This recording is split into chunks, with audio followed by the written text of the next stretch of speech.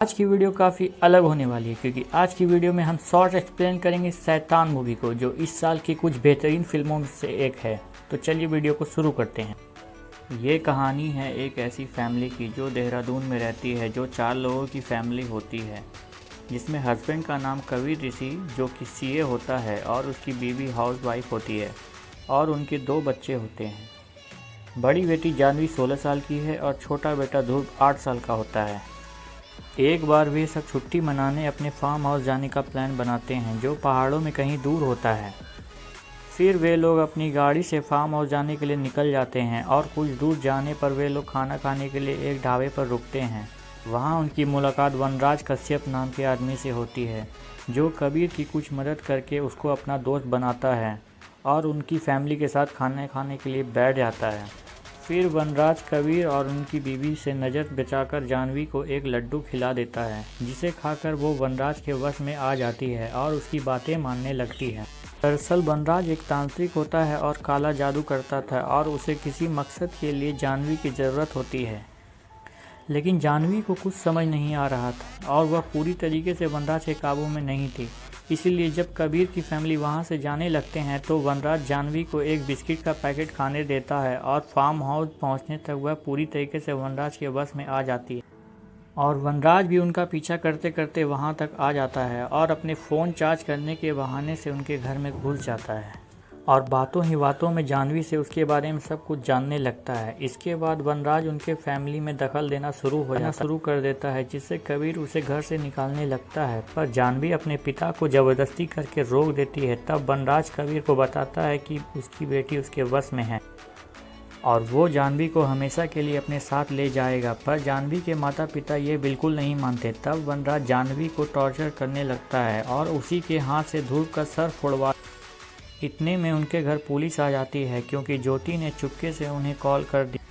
Police से बचने के लिए वनराज ने जानवी को सिलेंडर पर बैठाकर माचिस पकड़ा दिया था और कहा था कि अगर ज्योति या कबीर पुलिस को सच बताए तो सिलेंडर में आग लगा देना।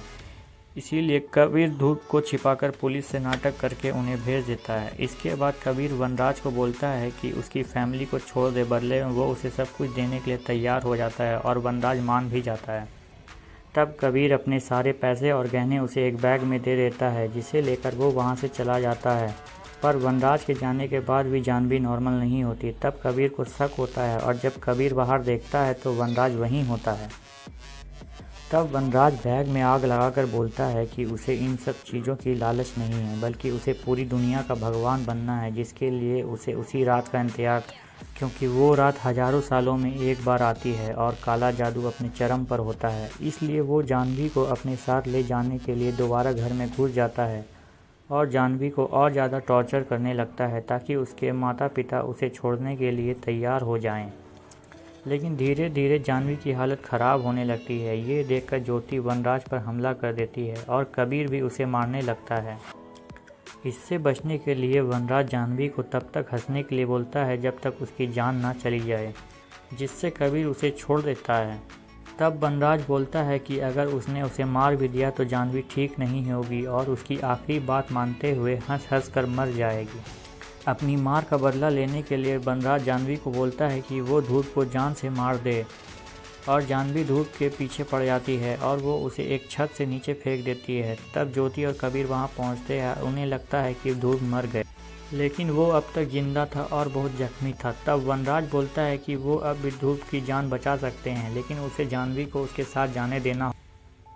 तब कबीर और ज्योति उसे जानवी के साथ जाने के लिए इजाज़त दे देते हैं, जिससे वनराज खुश होकर जानवी को ले जाने लगता है। लेकिन कबीर ने उसके साथ एक आखिरी चाल चली थी।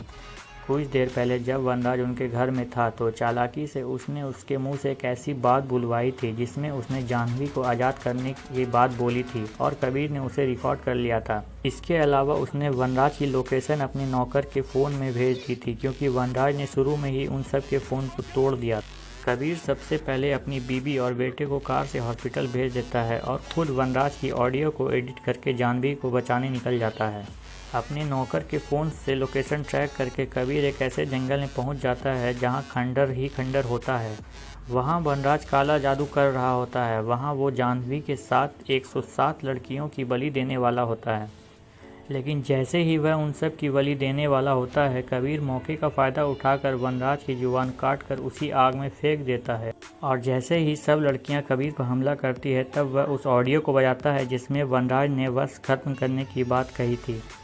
यह सुनकर सब लड़कियां नॉर्मल हो जाती है। इसके बाद वो जानवी को अपने घर ले जाता है और उन 107 लड़कियों को पुलिस के हवाले कर पुलिस को सारी कहानी बताता है। सब लड़कियों को उनके परिवार के हवाले करके पुलिस अब वनराज की तलाश में जुट जाती है। कबीर पुलिस से कहता है कि वनराज भाग गया, लेकिन कबीर ने उसे पकड़कर एक तहखाने में भूखा प्यासा कैद कर रखा था और उसे खाने में मरे हुए चूहे देता था और वनराज को रोज़ याद दिलाता था कि उसने क्या गलती की है। तो मूवी इसी सीन के साथ ख़त्म होती है। तो दोस्तों, वीडियो को लाइक करके चैनल को सब्सक्राइब कर दीजिए ताकि मूवी रिलेटेड कोई वीडियो